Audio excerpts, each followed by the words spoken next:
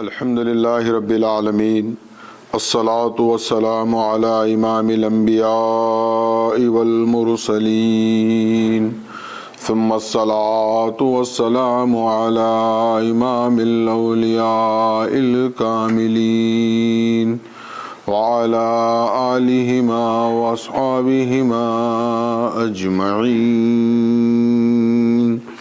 من یومنا هذا إلى يوم الدين. أعوذ بالله من الشيطان الرجيم. بسم الله الرحمن الرحيم. يا أيها الذين آمنوا لا تقدموا بين يدي الله ورسوله واتقوا الله إن الله سميع عليم.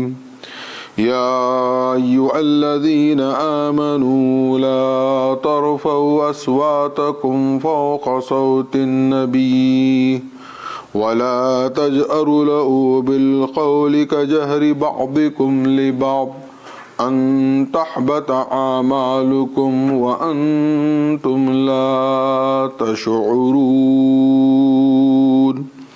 إن الذين يغضون أصواتهم عند رسول الله أولئك الذين امتحن الله قلوبهم للتقوى لهم مغفرة وأجر عظيم.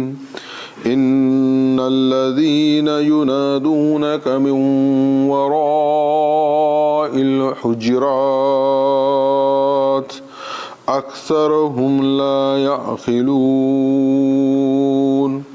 ولو أنهم صبروا حتى تخرج إليهم لكان خيرا لهم والله غفور رحيم. اما بعد، سورہ حجرات کی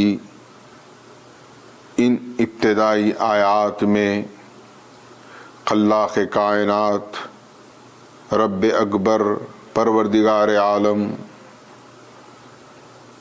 صاحبان ایمان کو ادب رسالت مآب صلی اللہ علیہ وسلم کے بنیادی اصول تعلیم فرما رہا ہے اور ساتھ ہی عظمت احمد مجتبی محمد مصطفیٰ صلی اللہ علیہ وسلم سے بھی آگاہ فرما رہا ہے. قرآن مجید کو جب تک ہم اپنا رہنما، امام، رہبر، ہادی، مرشد مان کر زندگی نہیں گزاریں گے، اس وقت تک اسلام اور دین اسلام کا صحیح تصور ہمارے سامنے ہرگز نہیں آ سکتا.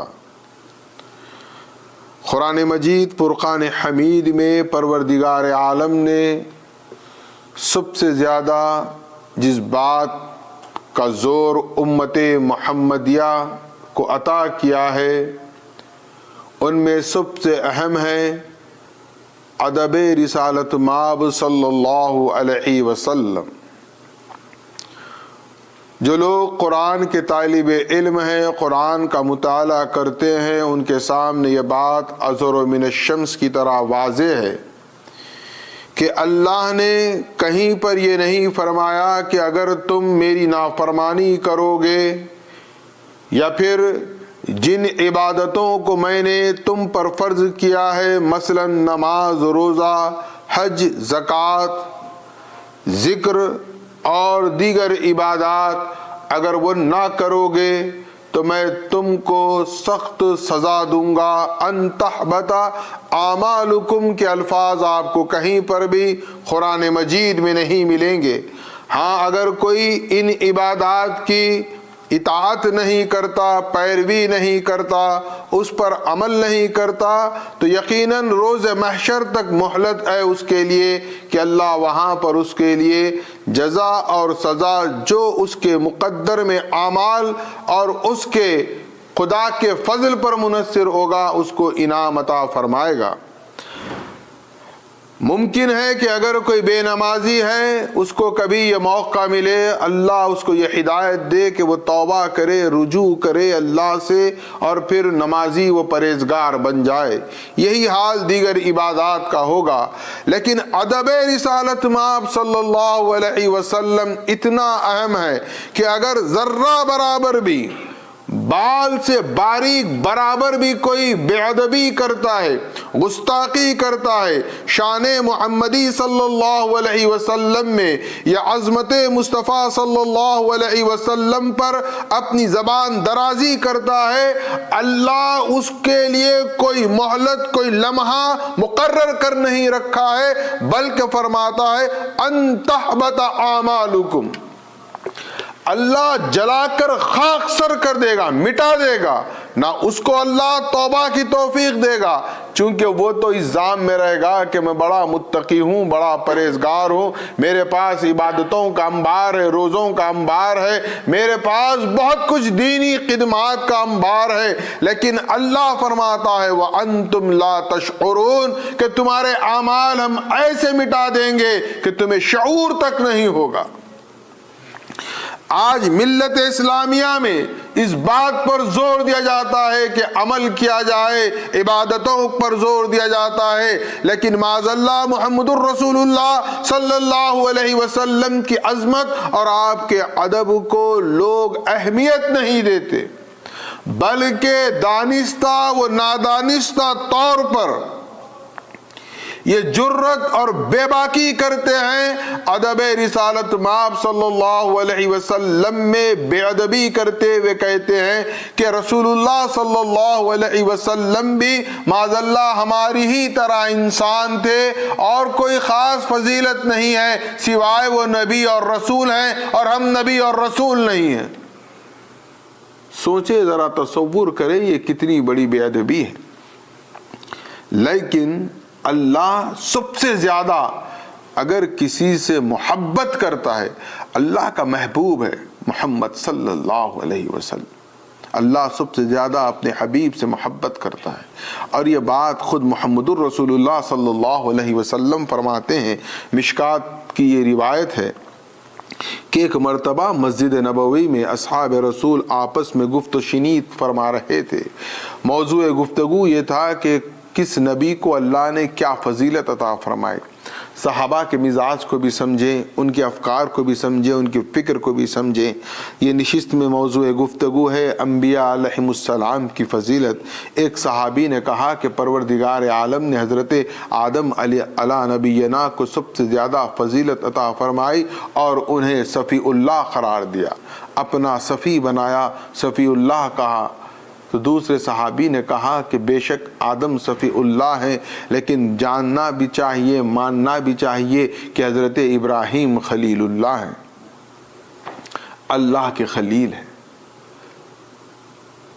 میں بعد میں بتاؤں گا خلیل اور حبیب کا کیا فرق ہے، بہت باریک سا فرق ہے، لیکن اتنا عظیم فرق ہے، اگر ہم اس کو سمجھ جائیں تو ہماری جان قربان ہو جائے محمد الرسول اللہ صلی اللہ علیہ وسلم پر۔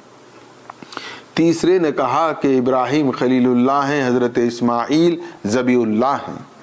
کسی اور نے کہا کہ اللہ کا کلام سب سے عظیم کلام، اور اللہ نے کسی سے کلام کیا ہے، اللہ کسی سے ہم کلام ہوا ہے تو وہ ہے حضرت موسیٰ علیہ السلام، حضرت موسیٰ کلیم اللہ ہیں۔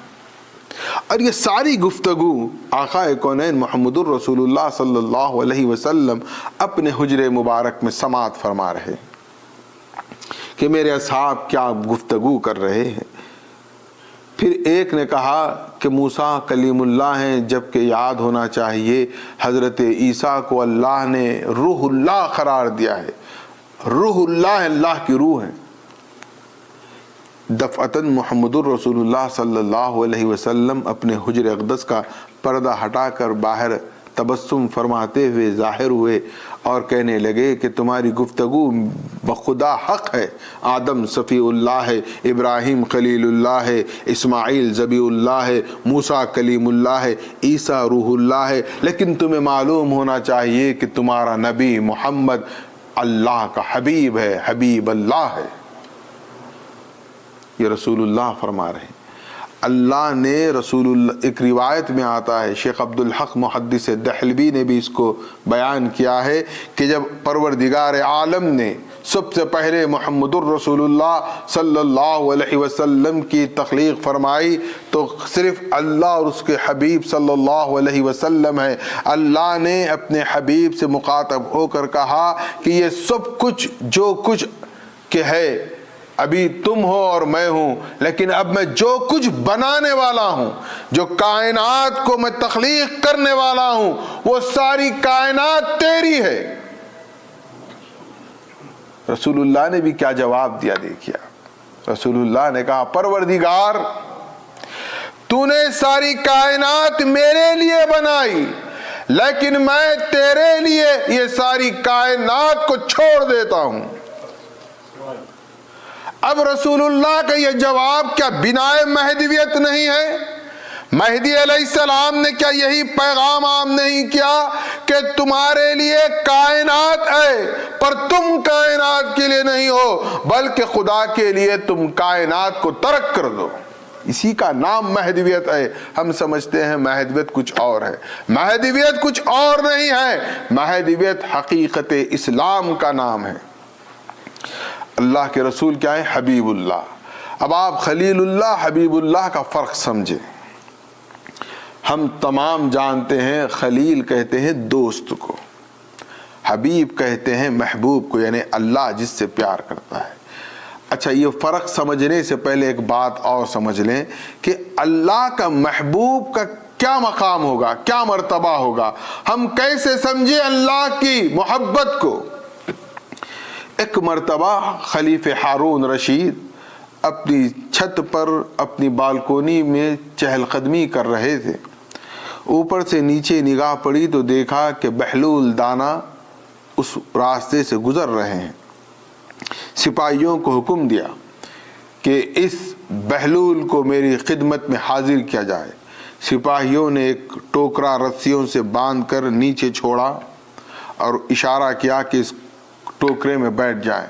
वो टोकरे में बैठे, सिपाहियों ने टोकरा ऊपर खींचा और वो खलीफे हारून रशीद की खिदमत में आ गए।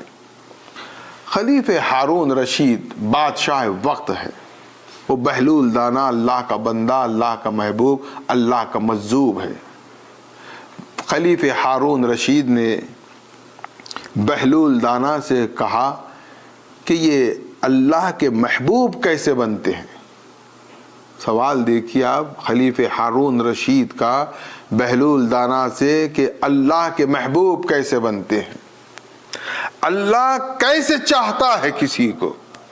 और हमारा ये ईकान और ईमान है कि मुहम्मदुर रसूलुल्लाह सल्लल्लाहु अलैहि वसल्लम अल्लाह के महबूब हैं।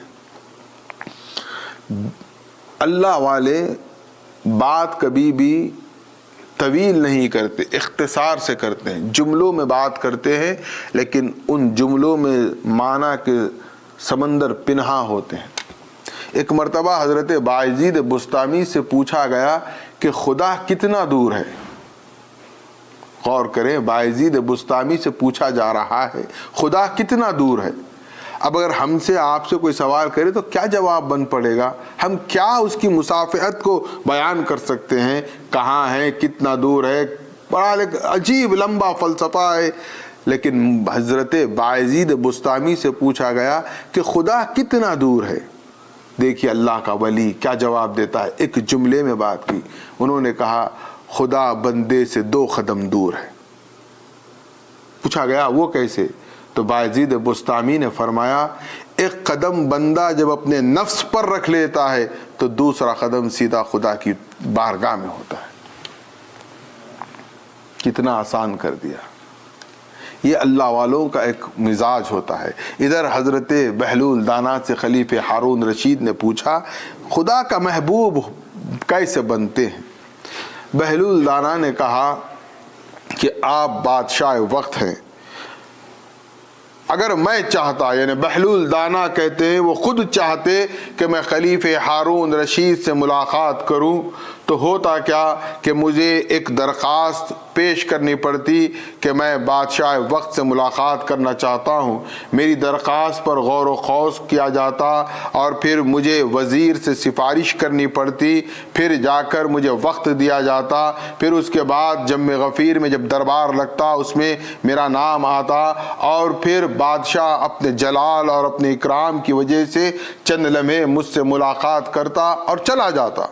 یہ میں چاہتا تو یہ ہوتا، لیکن تم نے چاہا مجھ سے ملنا، تو میں زمین پر نیچے سے گزر رہا تھا، تم نے ایک ٹوکرا نیچے بھیجا اور اوپر مجھے بلا لیا، نہ کوئی درخواست درمیان میں ہے، نہ کوئی وزیر کی سفارش درمیان میں ہے، نہ کوئی دربار ہے، تنہائی ہے، تم ہو اور میں ہوں۔ یہ ہے کہ تمہارا چاہنا، جب بادشاہ چاہتا ہے کسی کو اپنی بارگاہ میں حاضر کرنا تو لمحوں میں حاضر کر لیتا ہے، تو اندازہ کریں کہ خدا جب کسی کو چاہتا ہے تو کیا عالم ہوگا اس کا۔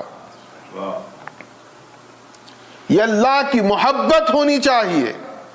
آقا کونین محمد الرسول اللہ صلی اللہ علیہ وسلم کا ادب اور آپ کی عظمت ہمارے ایمان کی روح ہے۔ ہم سمجھتے ہیں نماز پڑھ لیں گے، روزہ رکھ لیں گے، متقی بن جائیں گے، مال ہڑپ کر لیں گے، سودی کاروبار کر لیں گے، بخشے جائیں گے۔ نہیں، یاد رکھیے بخشش اور نجات کا صرف ایک ہی واحد ذریعہ ہے، ایک ہی طریقہ ہے، اور وہ ہے محمد الرسول اللہ صلی اللہ علیہ وسلم سے بے حد و بے انتہا محبت ہونی چاہیے۔ حدیث رسول مکرم ہے، لا یؤمن احدکم حتی اکون احب الیہ من ولدہ ووالدہ والناس اجمعین۔ ہم اپنے ماں باپ سے، اپنی اولاد سے، بلکہ سارے جہاں کے لوگوں سے زیادہ، سب سے زیادہ کس سے محبت کریں؟ اللہ کے رسول سے۔ اور یاد رکھیں جب کوئی بندہ عاشق رسول اللہ سے محبت فرماتا ہے تو رسول اللہ اس دنیا میں بھی اس کو انعام و اکرام سے سرفراز فرماتے ہیں۔ آخرت تو یقینی ہے، آخرت میں رسول اللہ کے صدقے طفیل جو ملنا ہے وہ تو مل کر رہے گا، لیکن زمین پر بھی پروردگار عالم اس کو نوازتا ہے۔ کیسے کیسے عشاق نہیں گزرے۔ محبت ادب کے ساتھ یقین ہونا چاہیے۔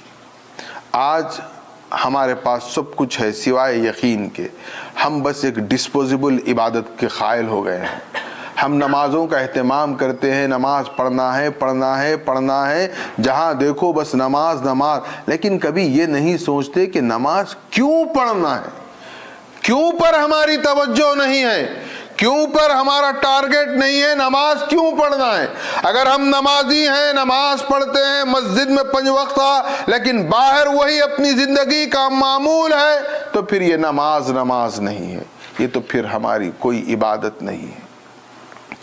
رسول اللہ سے محبت اور یقین۔ حضرت ابو ہریرہ سے تمام امت محمدیہ واقف ہے۔ حضرت ابو ہریرہ رضی اللہ تعالی عنہ ایک کمزور، نحیف، جسمانی طور پر کوئی تونگر نہیں ہے، ایسے صحابی ہیں، اصحاب صفا میں ہیں، ایمان لے آ چکے، رسول اللہ صلی اللہ علیہ وسلم کے غلام ہو گئے، خادم ہو گئے، لیکن ان کی ماں ابھی اسلام قبول نہیں کی۔ جب وہ گھر جاتے تو ماں ان کی رسول اللہ کی شان میں بے ادبی کرتی، گستاخی کرتی، ان کو بڑا رنج ہوتا، بڑا تذبذب میں تھے حضرت ابو ہریرہ۔ ادھر دیکھے تو محبتوں کا مرکز احمد مجتبی محمد مصطفیٰ صلی اللہ علیہ وسلم ہے، اور دوسری طرف ان کی اپنی ماں ہے، اور اسلام سکھاتا ہے ماں باپ کا احترام کریں، اور ادھر دیکھے تو ماں بار بار رسول اللہ کی شان میں بے ادبی اور گستاخی کرتی ہے۔ ایک مرتبہ رہا نہیں گیا، حضرت ابو ہریرہ نے رسالت مآب صلی اللہ علیہ وسلم میں یہ شکایت پیش کی کہ یا رسول اللہ، میری ماں بارہا آپ کی شان میں گستاخی کرتی ہے، اسلام کو برا بھلا کہتی ہے، میں چاہتا ہوں، میری یہ خواہش ہے، میری یہ آرزو ہے کہ آپ میری ماں کے لیے دعا کریں کہ اللہ میری ماں کے لیے، میری ماں کو ایمان سے سرفراز فرما دے۔ रसूल अल्लाह भी कैफियत में थे, अच्छा अबू हुरैरा हम तुम्हारी माँ के ईमान के लिए दुआ करते हैं। जैसे ही रिसालत में आप सल्लल्लाहु अलैहि वसल्लम हाथ उठाए दुआ के लिए, इधर अबू हुरैरा उस मजलिस से फौरन उठे और दौड़ने लगे। लोगों ने रास्ते में देखा ये नहीफ कमज़ोर जो ठीक से चल नहीं सकता आज दौड़े चले जा रहा है। लोगों ने पकड़कर पूछा अबू हुरैरा क्या हो गया है, ये कहाँ से क़ुव्वत और ताकत आ गई कि तुम दौड़ने लगे हो। अबू हुरैरा ने कहा खबरदार मुझे आज कोई रोके नहीं, मेरा वक्त ज़ाय ना करे, मैं तेज़ दौड़ना चाहता हूँ और तेज़ी से अपने घर पहुँचना चाहता हूँ। पूछा गया अबू हुरैरा आखिर वजह क्या है, तो अबू हुरैरा ने जवाब दिया कि मैं देखना चाहता हूं कि मैं तेज दौड़ के अपनी मां तक पहले पहुंचता हूं या फिर रसूलुल्लाह की दुआ पहले पहुंचती है। जैसे ही अबू हुरैरा अपने मकान पहुंचकर दस्तक देते हैं, अंदर से मां आवाज देती है अबू हुरैरा तुम्हारा इस्तकबाल है, तुम्हारी मां दायरे इस्लाम में दाखिल हो चुकी है। अबू हुरैरा कहते हैं मैं हार गया मुहम्मदुर रसूलुल्लाह की दुआ के सामने। तो सोचें ये रसूल हमारा जब हमारे लिए, हम गुनहगार उम्मतियों के लिए दुआ करता है तो अल्लाह कैसे रद्द करेगा। लेकिन हमारा भी अपना एक फ़र्ज है कि रसूलुल्लाह से बेइंतहा मोहब्बत करें। रसूलुल्लाह की मोहब्बत बहुत अहम है। अगर रसूलुल्लाह की मोहब्बत नहीं है, मिसाल ऐसा है, देखिए आप, एक शख्स की मौत वाक़ हो जाती है, एक अच्छा भला इंसान जब इस दुनिया से गुजरता है, रूह निकल जाती है, हम उसको क्या कहते हैं? मैयत कहते हैं। अच्छा, वो मैयत जब हो जाती है क्या कोई बता सकता है उसके आँख निकल जाते हैं, कान निकल जाते हैं, नाक निकल जाती है, दो हाथों में से एक हाथ कम हो जाता है, कुछ कम होता है क्या जिस्म में? जिस्म जूं का तू रहता है, हाथ भी दो रहते हैं, पैर भी दो, नाक भी दो, कान भी दो, सब कुछ बराबर रहता है, कोई आज़ा में कमी नहीं होती। फिर क्यों मैयत हो गया? इंसान तो सालिम है, जिस्म तो साबित है, फिर क्यों मुर्दा कहा जा रहा है? तो एक ही जवाब देंगे, अकल के नाखुन लो, इसके जिस्म से रूह निकल गई है लिहाजा ये मुर्दा है। यही हमारे ईमान की कैफियत है। ईमान जिस्मानी तौर पर इबादतों का अंबार लगाए हुए है, लेकिन उसमें की जो रूह है मोहब्बत रसूल वो निकल गई तो फिर क्या है? कुछ नहीं। जैसा एक लाश है उसी तरह हमारे आमाल की भी एक लाश है।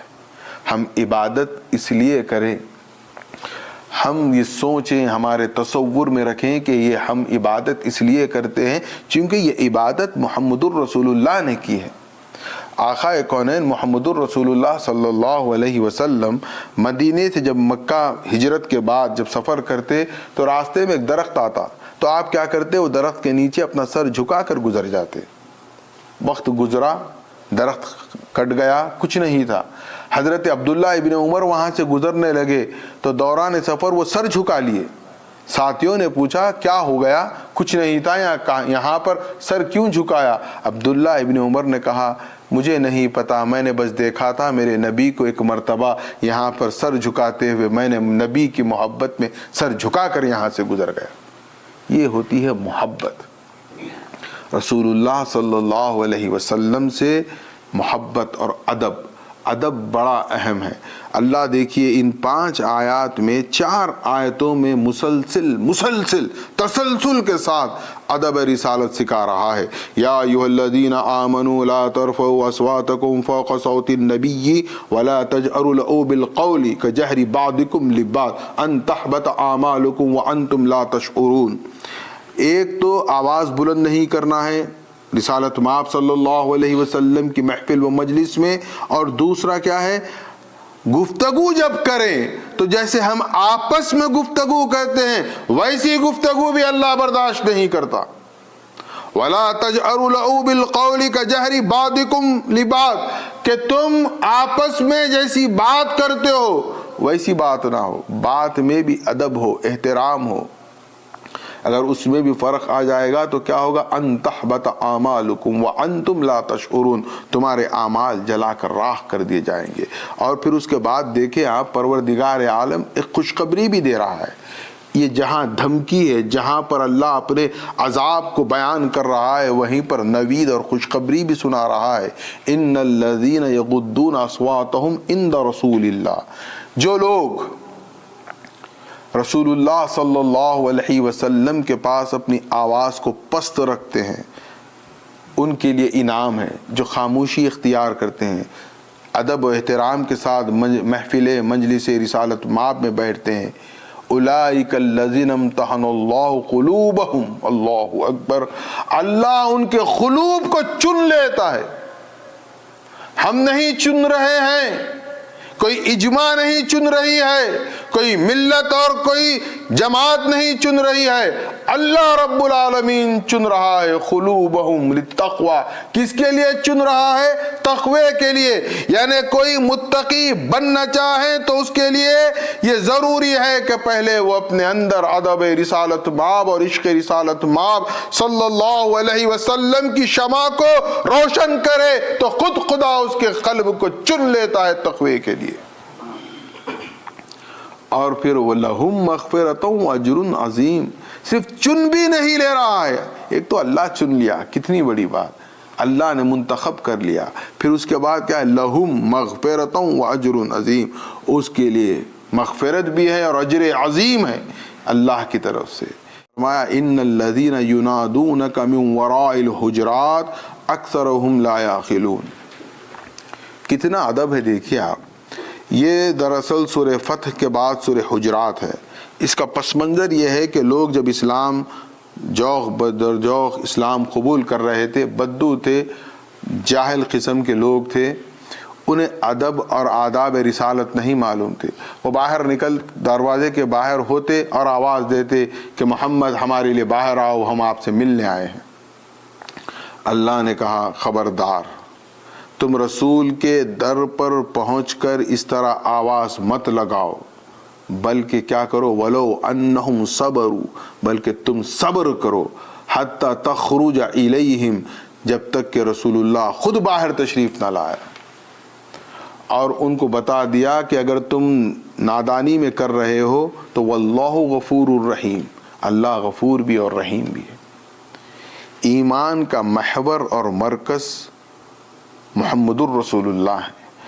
محمد الرسول اللہ صلی اللہ علیہ وسلم نے جس بات کو بیان کیا ہے اس کو ماننا ایمان میں داخل ہے۔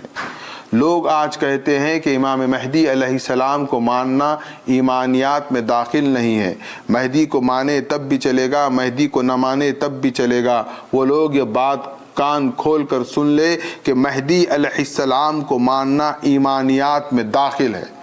اس لیے ایمانیات میں داخل ہیں کہ دراصل ہم مخبر صادق احمد مجتبیٰ محمد مصطفیٰ صلی اللہ علیہ وسلم کے فرمان اور قول کو مان رہے ہیں۔ ہمارے نوجوانوں کو چاہیے کہ وہ دین کا صحیح مطالعہ کریں، دین کو صحیح معنی میں سمجھیں، پرکھیں۔ میں بارہا کہتا ہوں، بارہا کہتا رہوں گا کہ دین بازار سے مت خریدیں۔ آپ آج کا جو سب سے بڑا مسئلہ ہے وہ یہ ہے کہ دین ہم بازار سے خریدتے ہیں۔ فلاں انفلوئنسر آیا، اس نے کچھ کہا، فلاں یوٹیوبر آیا، اس نے کچھ کہا، فلاں گوگل پر ہم نے سرچ کیا، ہم نے پایا۔ یہ ہمارے سورس نہیں ہونے چاہیے، ہمارے سورس ہونے چاہیے قرآن، ہمارے سورس ہونے چاہیے سیرت رسول مکرم صلی اللہ علیہ وسلم۔ اب آپ دیکھیں کہ ہمارے نوجوانوں میں جو ایک کنفیوژن ہے، کیوں ہے؟ اس کی بنیادی وجہ یہ ہے کہ جو اسلام جہاں سے لے رہے ہیں وہ خود آج تک کنفیوز ہیں۔ کوئی بات پہ ان کے پاس کوئی ایک حتمی فیصلہ نہیں ہے۔ کچھ بات سمجھ میں نہیں آئی تو بس ایک جملہ کہہ دیتے ہیں جمہور علماء اسلام کا یہ فتویٰ ہے یا یہ فیصلہ ہے، پھر اختلاف بھی اپنی جگہ۔ آپ کو تماشا بتاؤں ایک، آپ حقیقت کو کان کھول کر سنیں۔ اکثر ہمارا یہ سوال ہوتا ہے کہ باب مہدی، احادیث مہدی بخاری میں کیوں نہیں ہے، احادیث مہدی مسلم میں کیوں نہیں ہے؟ یہ بخاری اور مسلم کیا ہے پہلے اس کو سمجھیں آپ, اس کے تصنیف کے پس منظر کو بھی سمجھیں. ہم کوئی بھی چیز کو بیچ سے اٹھا لیتے ہیں اور کہتے ہیں کہ بس یہی ہمیں چاہیے. دین خدارا ہماری مرضی سے نہیں بنے گا, دین خدا کی مرضی سے بنے گا, پہلے یہ طے کر لیں. احادیث کی تاریخ سے واقف ہوں, بخاری مسلم کا ہم احترام کرتے ہیں. ہم مہدویوں کا یہ بڑا دل ہے مہدویوں کا. آج آپ بھی سوشل میڈیا کے دور میں ہیں, آپ کیا کریں, میری بات کی تصدیق کے لیے میں آپ کو ایک دعوت دیتا ہوں کہ یوٹیوب پر جائیں, آپ مختلف مکاتب فکر کے علماء, ان کے اسکالرز کو سماعت کریں. میں کہہ رہا ہوں سماعت کریں. اب آپ کیا سماعت کریں گے, میں آپ کو ہنٹ دے رہا ہوں. آپ اہل حدیث مکتب فکر کے اسکالرز کو سنیں گے تو وہ اس کا ٹارگٹ رہے گا بریلوی. اس کے ٹارگٹ میں وہ اسلام نہیں بیان کرے گا, وہ بیان کرے گا کہ میلاد منانا بدعت ہے, قبر پرستی شرک ہے, فلاں بدعت ہے, فلاں حرام ہے, فلاں حلال ہے. اس کا پورا فوکس بریلویت پر رہے گا. آپ کبھی سوچیں کیا اس سے آپ اسلام سیکھیں گے؟ اس کا ٹارگٹ کیا ہے, غور کریں آپ. چلیے اس سے ہٹ کر پھر ہم بریلوی کو اسکالر کو سماعت کریں گے. اس کا ٹارگٹ کیا ہوگا؟ اس کے ٹارگٹ میں سب سے پہلے ہوں گے دیوبندی, سیکنڈ ٹارگٹ میں ہوں گے اہل حدیث. وہ صرف یہی بیان کرتے رہیں گے کہ یہ لوگ ایسے, یہ لوگ ایسے, ان کی دنیا بھر کی برائی کریں گے.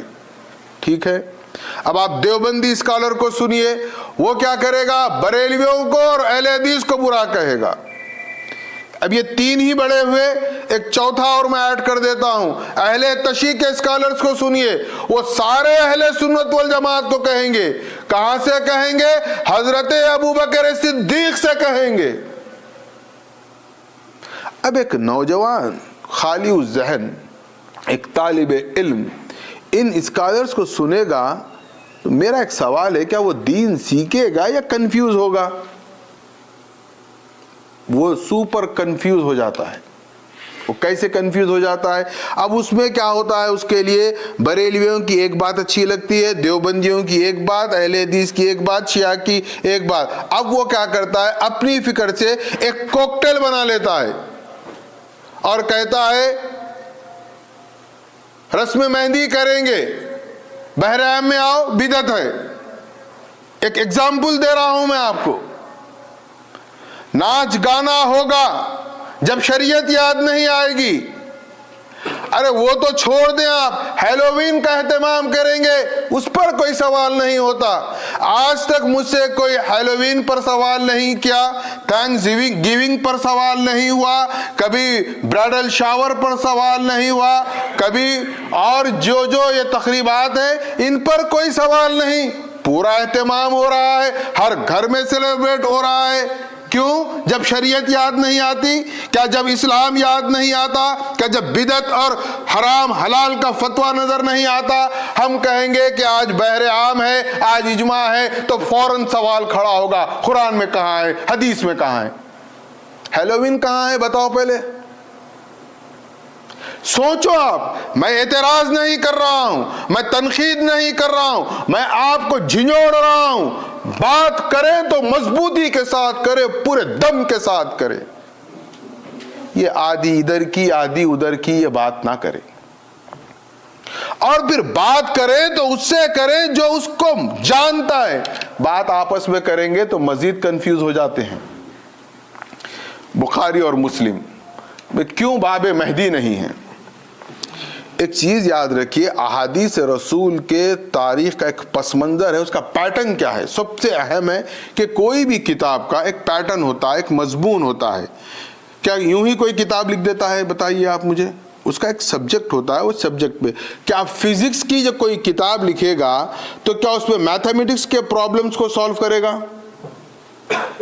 سیدھی سی بات ہے.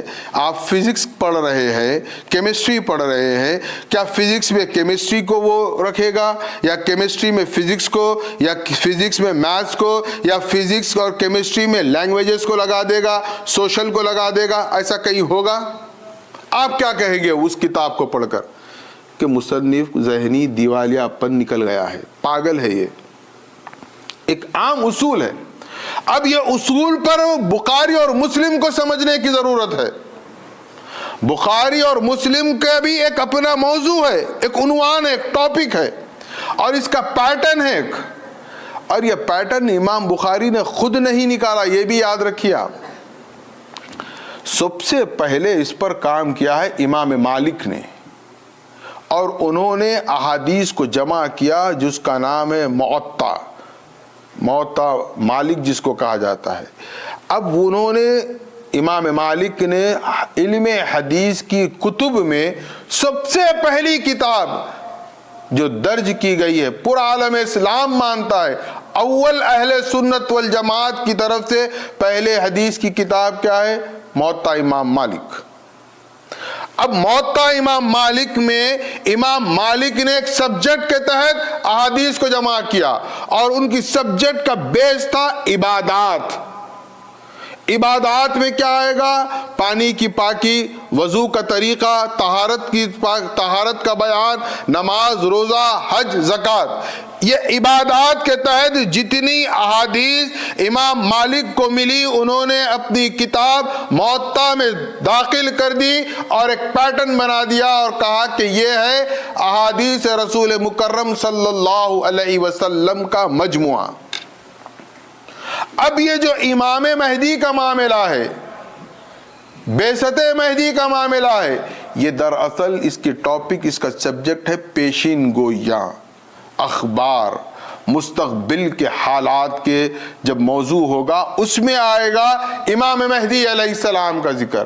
ابھی امام مالک نے اپنی موطا میں ایک پیٹرن بنایا, عبادات انہوں نے اس کا موضوع رکھا اور احادیث کو جمع کیے, اور پھر ان کی جب کتاب مکمل ہو گئی تب جا کر امام بخاری کو خیال ہوا کہ میں بھی احادیث کو جمع کروں.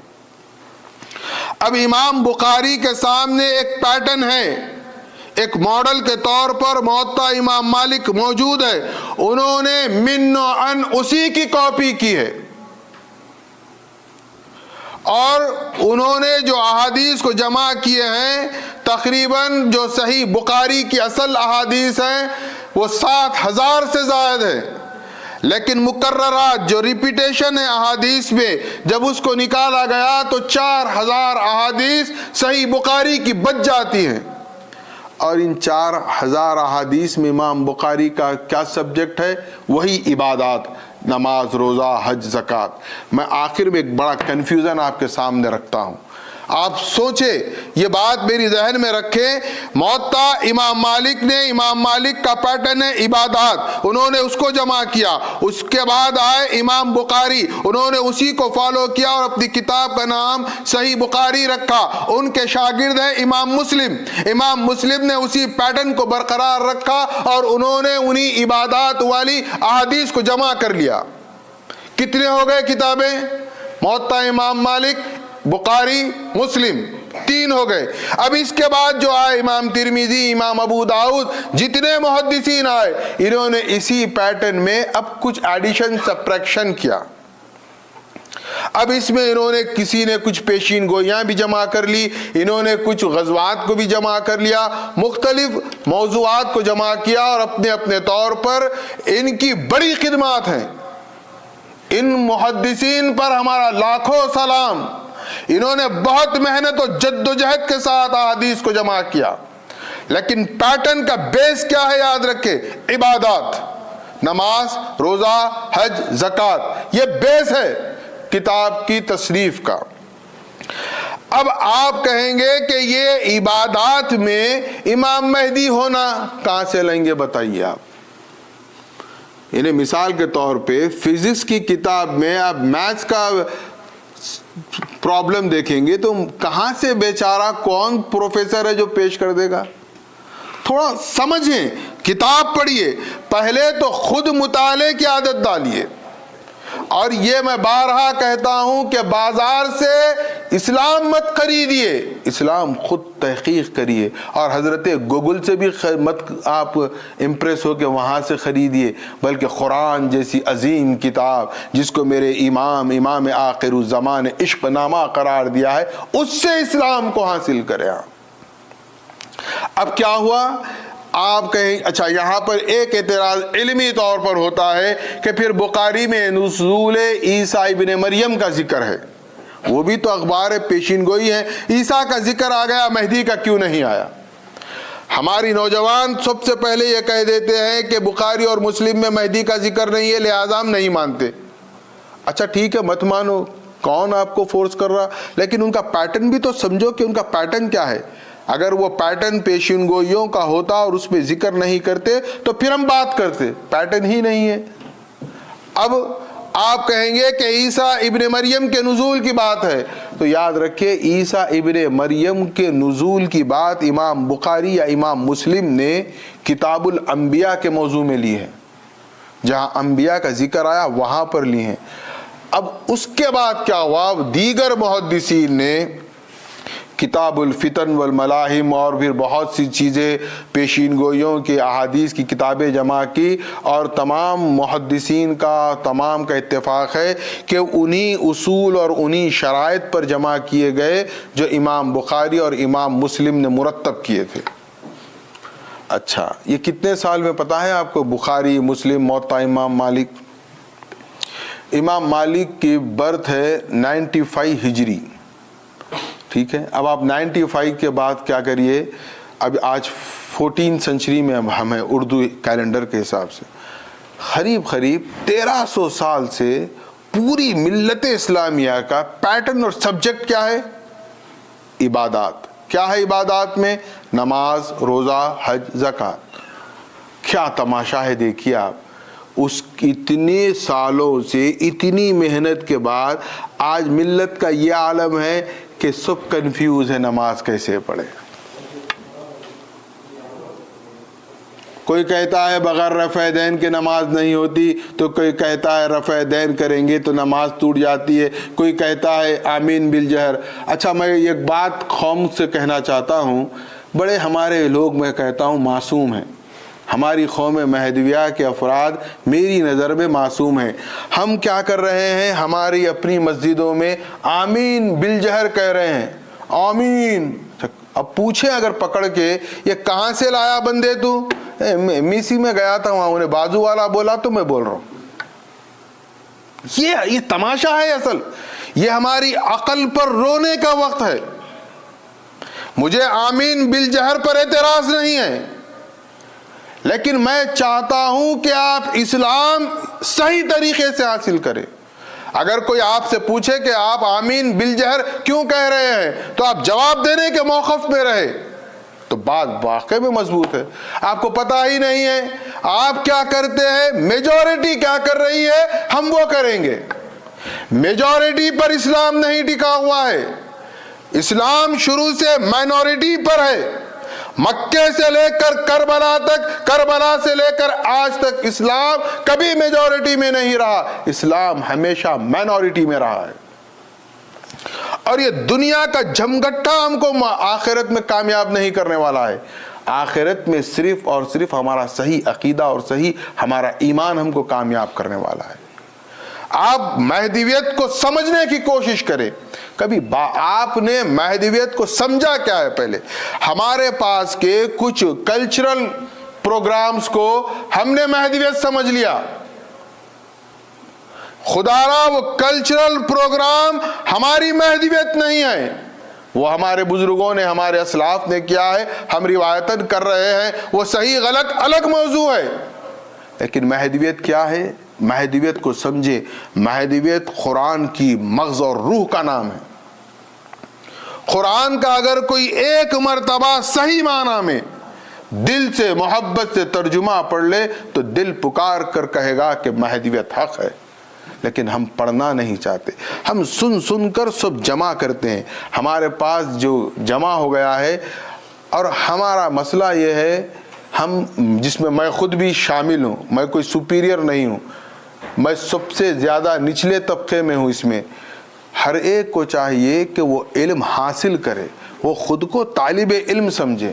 ہمارا مسئلہ یہ ہے ہم خود کو طالب علم سمجھنا معیوب سمجھتے ہیں، خود کو علامہ سمجھتے ہیں۔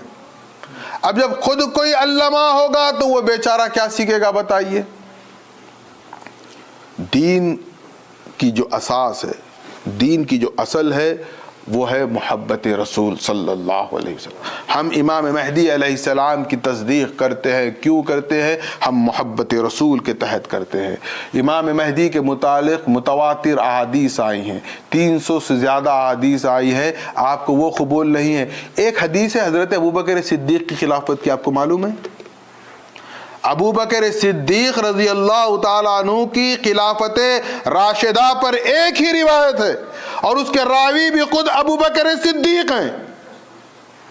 پوری ملت اسلامیہ مان رہی ہے، پوری دنیا تسلیم کرتی ہے۔ ہم مہدوی بھی حضرت ابوبکر صدیق کو خلیفہ اول، خلیفہ راشد مانتے ہیں۔ ہم مہدویوں کے پاس ایک خاص خوبی ہے، میں آپ کو دعوت دے رہا ہوں، یوٹیوب آپ کا ہے، سوشل میڈیا آپ کا ہے، آپ ہر مکتب فکر کے اسکالر کو سماعت کریں، آپ کو ملے گا کہ یہ ہر مکتب فکر دوسرے مکتب فکر کو برا بولتے ہوا، یہاں تک کہ حضرت ابوبکر صدیق کی شان میں بھی گستاخی ملے گی، حضرت عمر ابن خطاب کی شان میں بھی گستاخی ملے گی، حضرت عثمان ابن عفان کی شان میں بھی گستاخی، حضرت اما عائشہ کی شان میں بھی گستاخی، حضرت علی کی شان میں بھی گستاخی، دیگر اکابر اصحاب رسول کی شان میں گستاخی، اور پھر اس کے بعد دیکھتے جائیں تو موجودہ دور تک سوائے گستاخیوں کے کچھ نہیں ملے گا۔ خدا را دل پر ہاتھ رکھ کر بتائیں، کیا کوئی مہدوی آپ کو ایسا پیغام دیتا ہے؟ کیا کسی مہدوی نے آج تک حضرت ابوبکر صدیق رضی اللہ تعالیٰ عنہ کی خلافت پر کلام کیا ہے؟ کیا حضرت عثمان ابن عفان کی شان میں گستاخی کی ہے؟ کیا حضرت عمر ابن خطاب کے بارے میں کہا؟ کیا حضرت علی ابن ابی طالب کے بارے میں کہا؟ کیا اما عائشہ کے بارے میں کہا؟ کیا کسی بھی صحابی کے بارے میں کہا ہے؟ تو آپ لا کر بتائیں، ثابت کر کے بتائیں کہ ہاں مہدوی بھی برا کہتے ہیں۔ ہم تو کسی کو برا نہیں کہتے، لیکن مجبور بھی مت کرو۔ یہ اصحاب رسول کی شان میں خدا کی قسم ہم ذرہ برابر گستاخی نہیں کریں گے، لیکن اگر آپ امام مہدی علیہ السلام کی شان میں گستاخی کریں گے، مہدی علیہ السلام کی شان میں بے ادبی کریں گے، تو ہم چپ نہیں رہیں گے، ہم پورا پوسٹ مارٹم کرنے کا حق رکھتے ہیں۔ ہماری خاموشی کا یہ مطلب نہیں ہے کہ ہمیں کچھ نہیں معلوم ہے، ہم تو سب جان کر بھی انجان بنے ہوئے ہیں، اور ہم کو سبق دیتے ہیں کسی کو برا مت بولو، کوئی جماعت کو برا مت بولو، کسی کو برا بولنے کا حکم نہیں ہے۔ ٹھیک ہے، ہم مان لیتے ہیں، ہم ایک شرط پر مانتے ہیں، آپ کہتے ہیں کسی کو برا مت کہو، تو ہم اس بات پر مانتے ہیں کہ اگر برا کو برا کہنا غلط ہے یا قرآن سے ثابت کر دو، ہم کسی کو برا نہیں کہیں گے۔ بلکہ اور آسان کر دیتا ہوں، ایسا کریے، اعوذ باللہ من الشیطان الرجیم پڑھنا چھوڑ دیجئے، پہلے آپ بسم اللہ الرحمن الرحیم سے پہلے کیا پڑھتے ہیں؟ آپ اپنے دشمن کی برائی بیان کرتے ہیں، اعوذ باللہ من الشیطان الرجیم، اللہ کی پناہ ہے اس شیطان رجیم سے۔ آپ چھوڑ دیں اعوذ باللہ پڑھنا، بسم اللہ سے شروع کر لیں۔ خدا را میری نوجوان دوستوں سے خاص طور پر دیکھیے، سوال شک ہر انسان کی فطرت کا ایک اپنا عنصر ہے۔ میں سوال سے منع نہیں کرتا، سوال کریے، پوچھئے، جو کچھ پوچھنا ہے معلوم کریے، فیصلہ کرنا آپ کا حق ہے، بغیر معلومات کے خود فیصلہ مت کرو، میرا بس یہ کہنا ہے۔ نوجوانوں سے خاص طور پر میری گزارش ہے، وہ جب بھی جہاں بھی کسی بھی مقام پر اس فقیر کو یا اس فقیر کے خلیفہ مفتی ضمیر مہدی کو بلانا چاہیں تو بلا لے، یا آئے بات کریں۔ دیکھیے، بات سے کوئی مسئلہ خراب تو نہیں ہوگا، پوری دنیا ڈائلاگ پر چل رہی ہے اور ہم ہے کہ ڈائلاگ سے شرما رہے ہیں۔ بڑے بڑے مسائل انٹرنیشنل ڈائلاگ پر ہے، آج ہم بھی تو ڈائلاگ کر سکتے ہیں، اور یہ سب ہمارے اپنے گھر کے ہیں، کوئی غیر ہے کیا؟ بتائیے۔ میری نظر میں قوم مہدویہ ایک گھر کا نام ہے، گھر میں اچھے بھی ہوتے ہیں، برے بھی ہوتے ہیں۔ اگر میرا بچہ میرے گھر میں مجھ سے بدتمیزی کرے گا تو کیا میں لات مار کر گھر سے نکال دوں گا؟ تو آپ ٹھنڈے دل سے سوچیے۔ میں کوشش کروں گا اپنے بچے کو سمجھانے کی، سدھارنے کی، بیٹے تم بے ادبی کر رہے ہو، گستاخی کر رہے ہو، غلطی کر رہے ہو، کیا میں بیٹے سے نفرت کروں گا؟ یہ بھی میری قوم ہے، یہ ہماری اپنی قوم ہے، یہ ہمارا گھر ہے، ہم ہو سکتا ہے اس میں خراب ہیں، لیکن جب تک ہم آپس میں بیٹھ کر بات نہیں کریں گے ہم کوئی کسی کی اصلاح نہیں کر سکتے۔ ہو سکتا ہے مجھ میں بہت خامیاں ہیں، مجھ میں بہت خطائیں ہیں، میں چاہتا ہوں آپ ڈائریکٹ آ کر مجھ سے کہیں۔ آپ میرے بارے میں ادھر ادھر بات کریں گے تو مجھے کیا حاصل ہونے والا ہے؟ میں ڈائریکٹ ڈائلاگ کا قائل ہوں، پیچھے کے ڈائلاگ، یہ زنانی فطرت سے میں بڑی نفرت کرتا ہوں۔ آپ مرد ہیں تو مرد بن کر رہیں، بات کریں، سامنے آئیں۔ ہو سکتا ہے ہم آپ کو سیٹسفیکشن کی ہماری کوئی ذمہ داری نہیں ہے، لیکن ہمارا ذمہ ہے ہم اپنے بچوں کو، اپنے گھر کے لوگوں کو سمجھائیں اچھا کیا ہے برا کیا ہے، پھر اس کے بعد وہ فیصلہ کر لیں۔ اور کوئی فورس نہیں، بہت محبت سے، بہت پیار سے بیٹھیں گے، بہت فرینڈلی ہم بات کرنے تیار ہیں۔ بس میری گزارش ہے آپ وقت دیں، اور اس کے لیے میری طرف سے کوئی شرط نہیں ہے۔ آپ کوئی اسپورٹس کلب میں بلا لیں، بندہ حاضر ہے، سوائے پب کلب کے ہر جگہ آنے حاضر ہوں۔ بس میں چاہتا ہوں کہ ایک مرتبہ ہم کوشش کرنا ہے، ہمارا کام، آپ بھی کوشش کریں، میں بھی کوشش کرتا ہوں، آپ سوال کریں، میں جواب دینے کی کوشش کرتا ہوں، اور میں یہ دعویٰ بھی نہیں کر رہا ہوں میں جو جواب دیا آپ کو ماننا ہی ماننا ہے، نہیں، آپ اپنے حساب سے مانیے، بات تو کریے، ملیے تو صحیح، بات تو کریے۔ میں ترس رہا ہوں، تڑپ رہا ہوں ملنے کے لیے، کوئی ملنا نہیں چاہتا، بڑا دکھ ہوتا ہے مجھے، اور اس کے عوض یا معاوضے میں مجھے کچھ نہیں چاہیے، بس میں اپنے گھر کو دیکھنا چاہتا ہوں، یہ میرا گھر ہے، یہ مجھے اپنے گھر سے آپ جوائن کریے۔ میرے اندر لاکھ برائیاں ہیں، میں لاکھ برا ہوں، لاکھ ہے اپنی جگہ، وہ سائڈ میں کر دیجئے، ایک بار کریے پلیز، مگر ایک بار آئیے بات کریے مجھ سے۔ اور آج میری ادباً آپ تمام سے خاص طور پر ایک گزارش ہے کہ آج خلیفۃ اللہ امام آخر الزماں مہدی موعود علیہ السلام کی بحر عام ہے۔ بعد نماز مغرب بحر عام میں ناریزہ تقسیم کیا جائے گا۔ ہمارے یہاں کے بونس کو یہ پتہ ہی نہیں بحر عام کیا ہوتی ہے، اجماع کیا ہوتا ہے۔ ایک بار آئیے، شریک ہوئیے، دیکھیے، پھر سوال کریے، خاموش مت رہیے، سوال کریے۔ اجماع ہے بعد نماز عصر کی نماز انشاءاللہ 7:15 بجے ادا کی جائے گی، اسی کے ساتھ اجماع ہوگا۔ آپ دیکھیے یہ اجماع ایونٹ کیا ہے، کیا ہوتا کیا ہے اس میں، دیکھیے، ارے ٹائم پاس کے لیے آئیے، بس مر آئیے۔ اس کے بعد مغرب کی نماز پڑھیے، مغرب کے بعد ناریزہ تقسیم ہوگا، دیکھیے، اور آپ وہ جو بھی ڈاؤٹس، کوشچنس اجماع اور بحر عام سے ریلیٹڈ آپ کے مائنڈ میں آ رہے ہیں تو آپ اس کو سیف رکھیے۔ فقیر کا نمبر اگر آپ چاہیں تو لے سکتے ہیں، آپ واٹس ایپ پہ میسیج کریے، مت میلیے، چلیے واٹس ایپ پر مجھے سوال کریے، میں آپ کو جواب دے دیتا ہوں۔ بس میری گزارش ہے، خواہش ہے کہ ہم اپنے گھر کو سنواریں، ہم اپنے گھر کو مضبوط کریں، اور ہم کوشش کریں کہ ہم جس اسلام کو چاہتے ہیں، اسلام کی روح کیا ہونا ہے، محبت رسول صلی اللہ علیہ وسلم۔ وآخر